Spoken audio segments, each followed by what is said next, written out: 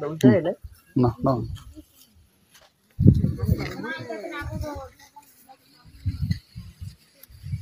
নমস্কার, জোহার, জয়গ্রাম। আমি doctor private limited. আমি আজকে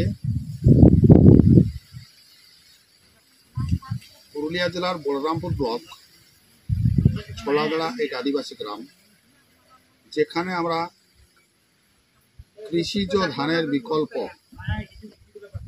যে নতুন প্রযুক্তি আমরা ব্যবহার করে নিজেদেরকে আত্মনির্ভর স্বনির্ভর করার স্বপ্ন আমরা দেখেছি। তার আমরা সূচনা তো করেছি, আমাদের কাসবা গাছ লাগানো হয়ে গেছে। আমরা সেই কাসবা গাছের মাঝে যে ফাঁকা জমি আছে, সেই জমিতে আজ আমরা মাশরুম কাল্টিভেশন করব। সেটা হচ্ছে প্যাটি স্ট্র মাশরুম, যেটা আমাদেরকে মাসিক একটা রোজগারের জায়গা দেবে। আমি আপনাদেরকে এখন দেখাচ্ছি কিভাবে আমাদের এই ওয়ার্কশপটা পরিচালিত করছি। আচ্ছা, আপনারা দেখুন, আমি কাসবা বাড়িতে আছি। আপনারা দেখতে পাচ্ছেন, এই যে দেখুন, আমরা কাসবা বাড়িতে আছি। আপনারা কাসবাগুলো দেখতে পাচ্ছেন। দেখুন, আমরা কাসবা বাড়িতে আসছি। এই যে দেখতে পাচ্ছেন, আমরা কাসবা বাড়িতে চলে এসেছি। কি সুন্দর আমরা লাইন আপ করেছি। আজকে এইখানে আমরা প্যাটি স্ট্র মাশরুম বীজ বপন করব, যেটা আমাদের নতুন প্রযুক্তি, নতুন টেকনোলজি, হ্যাঁ, সেটাই আমরা করবো আজ শুভ উদ্বোধন। আপনি পলগুলোকে এখানে রাখুন, এক জায়গায় রাখুন, এক জায়গায়, ঠিক। আপনারা দেখতে পাচ্ছেন, তার আমাদের প্রস্তুতি চলছে। কিভাবে আমাদের আদিবাসী দিদিরা আজ আনন্দিত, প্রচুর আজ তারা খুশি। এই যে দেখুন, আদিবাসী দিদিরা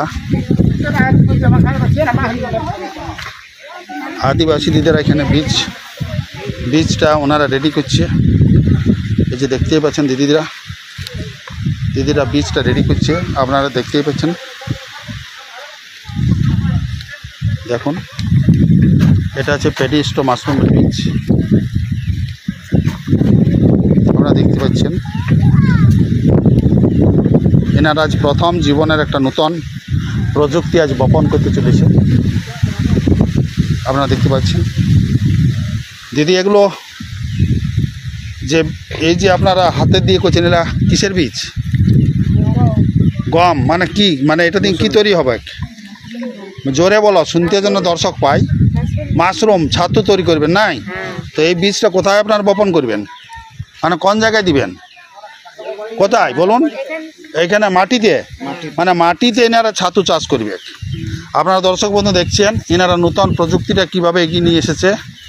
এইখানে দেখুন, এই যে পোয়াল ওনারা খড় কেটেছে, এই যে দেখছেন, এই যেমন বৃষ্টি আসার উপক্রম হচ্ছে, এই যে খড় কেটেছে, এনারা খড়টা এখন আপাতত ঢাকা দিচ্ছে, যেখানে এনারা এই চাষটা করবে। এই যে দেখুন, তারও লাইন আপটা হয়েছে। আপনাদেরকে তো একটু পরেই আমি দেখাতে পারবো এই চাষ পদ্ধতিটা। হ্যাঁ, এবং বৃষ্টি আসছে, এই দেখুন এখানে করছে, এই যে লাইন আপটা চলছে আমাদের, যেখানে আমাদের করা হবে। আমরা একটু পরে এটা করব। বৃষ্টি চলে এলো, দেখুন, এই বৃষ্টিটা থেমে যাওয়ার পরেই কিন্তু আমরা কাজটা শুরু করব। এখন আপাতত বৃষ্টির মধ্যে এটা করতে পারবো আমরা। হ্যাঁ, ঠিক আছে দর্শক বন্ধু, আমরা এরপরে আপনাদেরকে লাইভে পুরো বিষয়টা দেখাচ্ছি।